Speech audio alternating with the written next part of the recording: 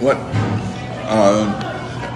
I started a special care nursery at Cardinal Glenner Children's Hospital in 1963, and we were instrumental in, we helped invent the ventilator, we invented how to take blood pressure on premature babies.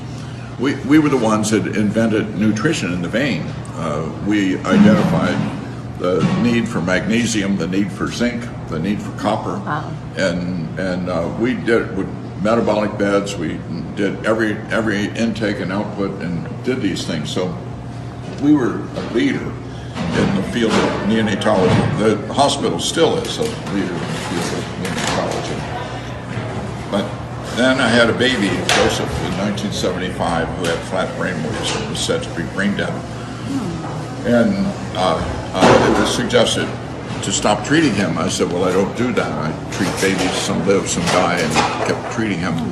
And he did eventually get off the ventilator, and he went to school and he got straight A's and ran track and played baseball. And he's married, he has 3 children. So because of him, after about 6 months, when he continued to live and was doing much better than anybody would have predicted, I started to investigate brain death, and it took about 2 years till I understood the language of brain death. Brain death is a lie. It's a lie that's been told over and over again, so people don't even realize it's a lie anymore. But it's been a lie from the beginning, continues to be a lie. So I published in the medical literature. I have an article in Journal of the American Medical Association. I have an article in the Gonzaga Law Review. It's 85 pages, has 244 footnotes to it. And because of that, eventually I have continued to talk about brain death. Brain death is a lie. I have talked all over the United States. I've talked in many countries. The truth is easy, and then once you deviate from the truth, then you have first it's false, but then when people become conscious of it's false, then it's a lie. Brain death is a lie. The way it occurred was that Christian Barnard did the first heart transplant in South Africa in 1967.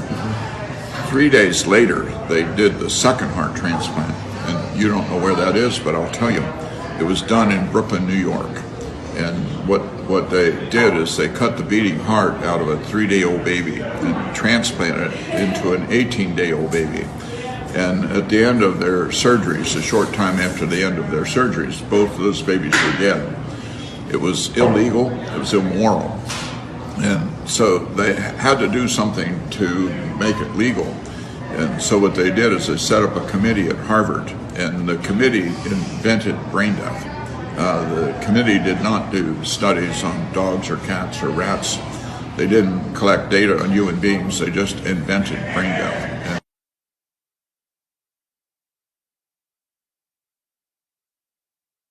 transplants, they have a designated requester, and a designated requester is usually a very nice person who dresses nice and befriends the relatives. Can I get you a cup of coffee?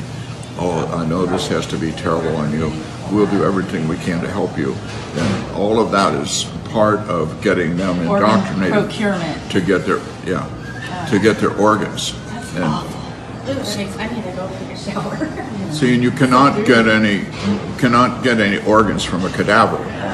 Every organ that's transplanted is a healthy organ, and you can only get healthy organs from living persons. You cannot get any organs for transplant from a cadaver. That's why you don't put it on your license. And the things I'm telling you is that you are not allowed to hear, and because if you hear it, you will be upset, as you, all 3 of you are upset, and rightly so. You should be upset because whose organs do they want? They want the organs from certainly from all children, but especially the people who are 16 to 30. and their life is in jeopardy. If they're unconscious and on a ventilator, they're going to get their organs, and they do everything to get their organs. And once the organs are taken, you can't bring them back to life. And so what they do is they tell the relatives, well, you know, your daughter Sally would really like to do something good, and this is a way to make something good out of this tragedy, or your son, and while they have been getting organs from accidents and gunshot wounds, they now get more organs from overdose of drugs than they do from accidents and gunshot wounds combined. There are 8 deaths a day from overdose in Ohio, and they get their organs is what they want. And so what are they doing? They're giving the policemen the Narcan to counteract the drug, which gets them into the emergency room, but it doesn't save their life. It gets them in the emergency room, and they still get their organs. And so, It's so diabolically disgusting. oh, it really is. See, it's so bad. Though, it makes sense. And I can't even. It's making sense. Oh my gosh. It's making sense. Yeah. now, just part of why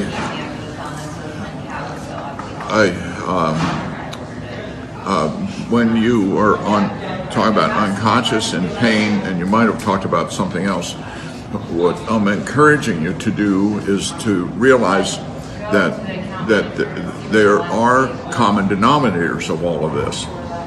The common denominator is that each person is unique and unrepeatable and special. And a person is alive, but so are the dogs and cats running around that are alive, and so are the trees alive, but they don't have the life that the person has. And each person has that life, whether that person can walk or talk or show consciousness. In brain death, they do only 3 things for brain death. One is the patient does not show consciousness. The patient does not have brainstem reflexes that involve the eye or the ear. So there's about 14 brainstem reflexes, but they test only 6. They don't test the others. And then the test that they do that is called the apnea test. It's really not a test, it's a procedure. And what they do is take the ventilator away for 10 minutes. And the patient has to demonstrate that they can take a breath in that 10 minutes, or that becomes the signal to cut out their organs. During the time they're off the ventilator, the carbon dioxide builds up, the acids build up. That makes the brain swell worse and makes them get worse. So everybody must learn, do not do an apnea test. You'll almost learn it now. And you have to know it. I hope you never have to use it on your relatives, but you need to learn it. Do not do an apnea test. No one should ever have the procedure of an apnea test. And then you have to know that the overdose of drugs, they need time to heal. You know, right now, and I got a text as I was coming in from the father of a girl in Canada, Takesha McKitty. You can Google her if you want, Takesha McKitty. I was talking in New York, and I was going to New Jersey the next day, and they called me and asked me if I would help with Takesha. So I went to Canada to help her. She overdosed on September the 14th. On September the 20th, they issued a death certificate on her. She's still very much alive. She moves her feet, she moves her legs. You know, I mean, I could. But she has a death certificate? She has a death certificate. She has a death certificate on September the 20th, and this is December the 5th. You know, And she's still alive? She's still alive, yes. But With a death certificate? But she could have had her organs cut out on September the 20th, but by going there, Sure. put a stop to that. So she was not dissected. Everybody who has their organs taken, they're all dissected alive. There's no organs you can get from a cadaver.